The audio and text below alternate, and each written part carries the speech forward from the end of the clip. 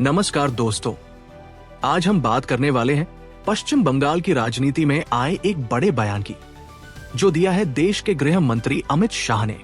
चुनाव से पहले जलपाईगुड़ी में एक विशाल जनसभा को संबोधित करते हुए अमित शाह ने साफ तौर पर कहा कि अगर बंगाल में बीजेपी की सरकार बनती है तो यूनिफॉर्म सिविल कोड यानी यूसीसी लागू किया जाएगा। अब सबसे पहले समझते हैं कि आखिर ये यूसीसी है क्या।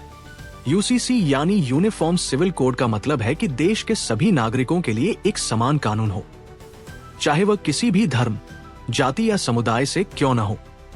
अभी भारत में अलग अलग धर्मों के लिए अलग अलग पर्सनल लॉ लागू है, जैसे शादी, तलाक, विरासत और गोद लेने जैसे मामलों में नियम अलग होते हैं। लेकिन यूसीसी लागू होने के बाद ये सभी कानून एक जैसे हो जाएंगे। अब बात करते हैं अमित शाह के बयान की सबसे चर्चित लाइन की। हम किसी को 4 शादी करने की अनुमति नहीं देंगे। ये बयान सीधे तौर पर बहुविवाह, पॉलीगैमी के मुद्दे को छूता है, जो लंबे समय से बहस का विषय रहा है। अमित शाह ने इसे महिलाओं के अधिकारों और समानता से जोड़ते हुए पेश किया। उनका कहना है कि यूसीसी लागू होने से समाज में बराबरी आएगी और सभी के लिए एक जैसा कानून होगा। इसके साथ ही उन्होंने बंगाल की मौजूदा सरकार पर भी निशाना साधा।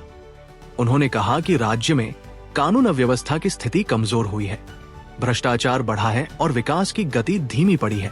अब अगर हम राजनीतिक नजरिए से देखें तो ये बयान सिर्फ एक नीति नहीं, बल्कि एक बड़ा चुनावी मुद्दा बनता जा रहा है, क्योंकि दूसरी तरफ है पश्चिम बंगाल की मुख्यमंत्री ममता बनर्जी, जिनकी पार्टी तृणमूल कांग्रेस इस तरह के मुद्दों का विरोध करती रही है। विपक्ष का कहना है कि यूसीसी धार्मिक स्वतंत्रता में दखल दे सकता है, जबकि बीजेपी का कहना है कि ये संविधान के समानता के अधिकार को मजबूत करेगा। यानी साफ है कि ये सिर्फ कानून का मामला नहीं, बल्कि राजनीतिक और सामाजिक बहस का केंद्र बन चुका है। अब सवाल उठता है, क्या यूसीसी वाकई समाज में समानता ला पाएगा या ये एक विवाद का कारण बनेगा? और सबसे बड़ा सवाल, क्या बंगाल की जनता इस मुद्दे पर बीजेपी का साथ देगी? दोस्तों, आने वाले चुनावों में ये मुद्दा कितना बड़ा रोल निभाएगा, ये देखना बेहद दिलचस्प होगा, क्योंकि बंगाल की राजनीति हमेशा से ही अलग और संवेदनशील रही है, जहां हर मुद्दा सीधा जनता के दिल और भावनाओं से जुड़ जाता है।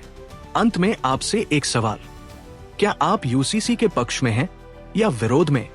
क्या आपको लगता है कि एक देश, एक कानून होना चाहिए? अपनी राय कमेंट में जरूर बताइए। अगर आपको ये वीडियो पसंद आया हो तो इसे लाइक करें, शेयर करें और चैनल को सब्सक्राइब करना न भूलें। धन्यवाद।